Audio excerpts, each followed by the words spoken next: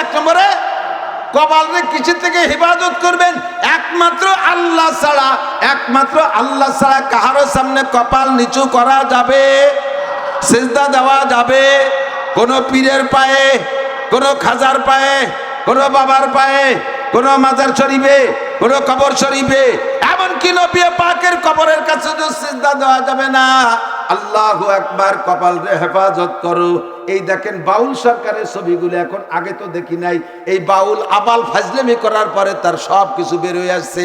ও বসে রয়েছে চেয়ারে, আর তার ভক্তরা যে পায়ের উপরে সিজদা দেয়। আর আবালটা আবার আল্লাহর সমালোচনা করে, কয় আল্লাহ কি মুখ দিয়ে কথা কয় না পাছা দিয়ে?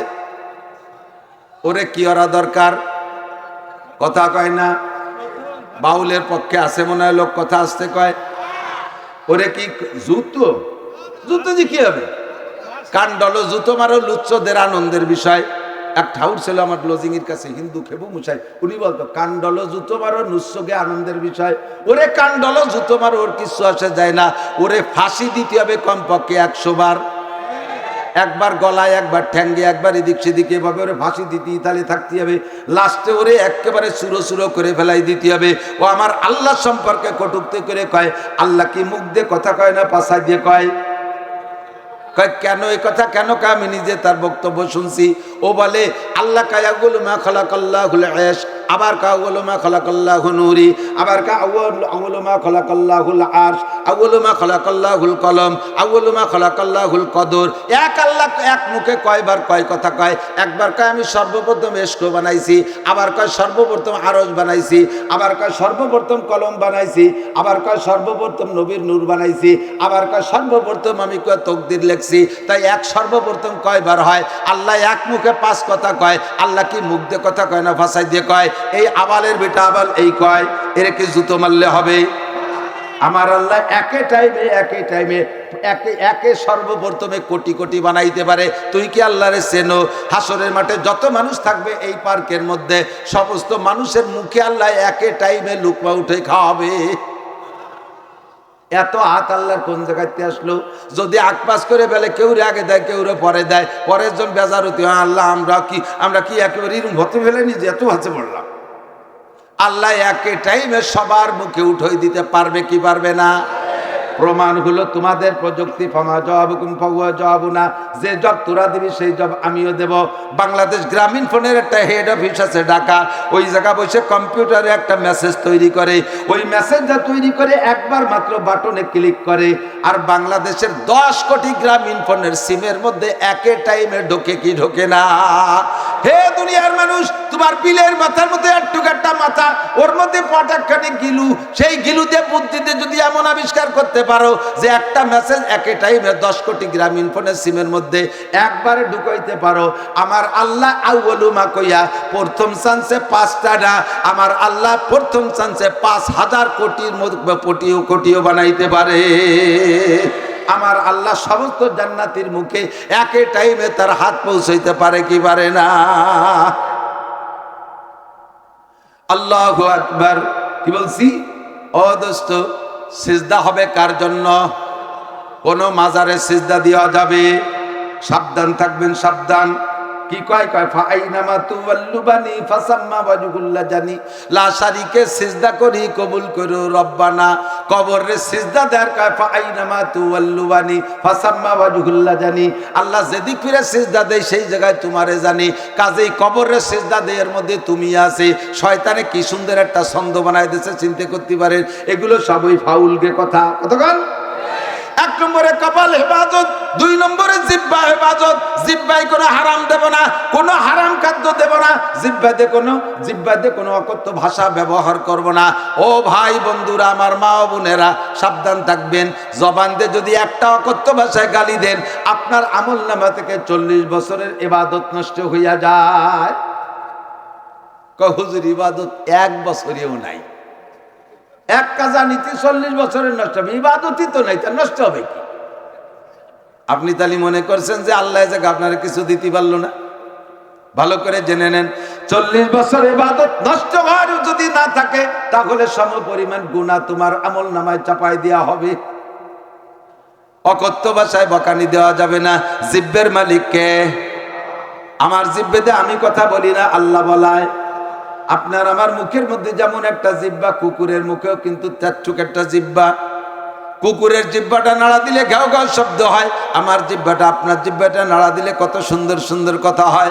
আমার আপনার মুখের মধ্যে যেমন একটা জিহ্বা, ছাগলের মুখের মধ্যে তেমন একটা জিহ্বা।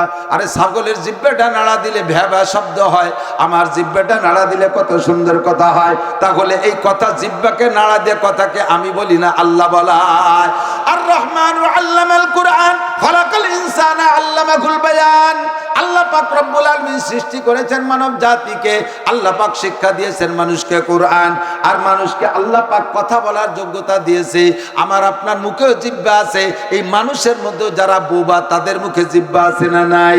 আমার জিহ্বায় কথা কয়, তারটা কয় না কেন? কে কয় না?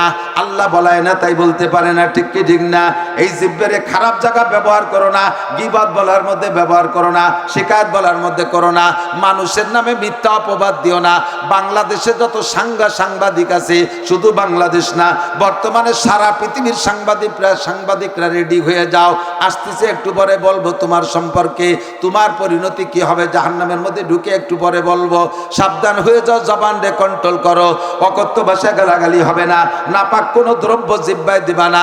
আমার প্রাণ প্রিয় যুবকরা, নবী পাক মেরাজের রাত্রে জাহান্নাম দেখতে গেছেন, জাহান্নামের মধ্যে গিয়ে দেখে এক শ্রেণীর নারী হাতে হ্যান্ডকাপ দিয়ে জাহান্নামের মধ্যে ঝুলানো, নিচের থেকে আগুনে তারে পুড়াইয়া, দেখছেন না ওই গ্রিল বানায়, গ্রিল মানে জালনার গ্রিল না, ওই মুরগি গ্রিল,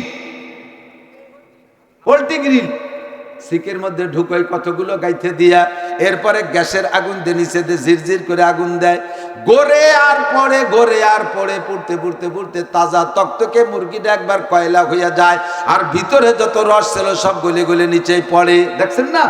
সেম কোয়ালিটি জাহান্নামের আগুনের ভিতরে তুমি মহিলাকে পোড়ানো হচ্ছে, নিচে দিয়ে আগুন যেভাবে পুড়ে পুড়ে গলে পড়তেছে, এই মহিলার শরম গাদে নারী বুড়ি পয়সা বের হচ্ছে, নারী বুড়ি পয়সা পুজ হয়ে তার লজ্জাস্থান দিয়ে বের হচ্ছে, একেবারে উলঙ্গ বেবস্ত্র। মেরাজের রাত্রে নবী পাক সচক্ষে দেখে এসে বলেন, এরপরে এই নারীদের শরম গাদে বের হওয়া পচা পুজ খাইতেছে এক শ্রেণীর পুরুষরা জিব্বে দে চাইটা, বিষাক্ত পুজ, এক তো পুজদের পরে আবার বিষাক্ত, প্রত্যেক চাটায় চাটায় জুব্বা পুরুষরা পাগলের মতো লাভ দিচ্ছে, তারপরে বাধ্য করা হচ্ছে খাইতেই হবে। হুজুর লজ্জায় চক্ষু বন্ধ করে ব্যাক করে জিব্রাইলকে বললেন, ও জিব্রাইল, এরা কারা, এদের পরিণতি কেন? জিব্রাইল বলেন, হুজুর কুল্লু হাউলাই উম্মাতুক, এ সবই আপনার উম্মত, এ সবই আপনার উম্মত, জামাল কামাল লালটু বল্টু জুয়েল টুয়েল টুলুলুলু, এই সবই আপনার উম্মত। ফামা বালুহুম ওমা বালুহুন্না, নারীরা বা কারা, এরা বা কারা, এদের কি অপরাধ, ওদের কি অপরাধ? হুজুর জিব্রাইল বললেন, নারীরা আপনার উম্মত, এদের অপরাধ হলো হুন্নাজ জুনাত, এরা হলো ব্যভিচারিণী নারী, জিনাখোর নারী, চরিত্রহীন নারী, পতিতালয়ের নারী, স্বামীরা বিদেশ থাকতো, বাড়ি বৈশা বৈশা বিভিন্নভাবে নিজের চরিত্রের সাথে অন্যায় করত, এই সমস্ত নারীরা তারা ব্যবসা করত, দেহ ব্যবসা, অথবা আনন্দের সাথে জিনা করত, তার থেকে তওবা করে নাই, নেশায় থাকতে থাকতে মারা গেছে। কাজেই তাদের এই বিচার, কোটি কোটি বছর জাহান্নামের মধ্যে ঝুলন্ত থাকবে, নারী বুড়ি পচে ভাবে বের হতে থাকবে। খাচ্ছে যারা, তারা কারা? জিব্রাইল বললেন, হুজুর তারা দুই শ্রেণীর পুরুষ, একদল হলো অহুম সারিবুল খামার অহুমুজ জানি, প্রথম হলো জেনাকর পুরুষ, ব্যভিচার পুরুষ, অন্যায় করেছে, জেনা করেছে, তওবা করছে, আল্লাহ মাফ করে দিয়েছে। কিন্তু যারা তওবা করে নাই, এই জেনার নেশায় থাকতে থাকতে অন্যায়ের ভিতরে ওই অবস্থায় মারা গেছে, তাদের এই কঠিন শাস্তি, জীবন ভরে নারীদের শরমগাদে বের হওয়া পচা পুষ্পান করবে। আর এক দল কারা? দ্বিতীয় দল হলো সারিবুল খামার, আপনার উম্মতের মদ গাঁজা এবা ফেন্সিডিল হিরোইন খুর, মদ গাঁজা এবা ফেন্সিডিল হিরোইন, এর নাম কয়টা মুখস্থ করছে, আরো নাকি নতুন নতুন বের হয়েছে কতগুলো। এদিকের পোলা পান্ডা তো খায় না, খালি বেশি ফেলে। ডিলার আছে না, ডিলার আছে না, এক একজন ডিলারের আমল নামা বেশি মোটা হয়ে যাবে ইনশাআল্লাহ। তোমার কাছ থেকে ডিপওয়ালাতে আরো প্রমোশন পাইছে, ডিপওয়ালা ডিলার আলা তোমার কাছ থেকে কিনে যত মানুষ খাবে, তুমি একা সম পরিমাণ পেয়ে যাওয়া।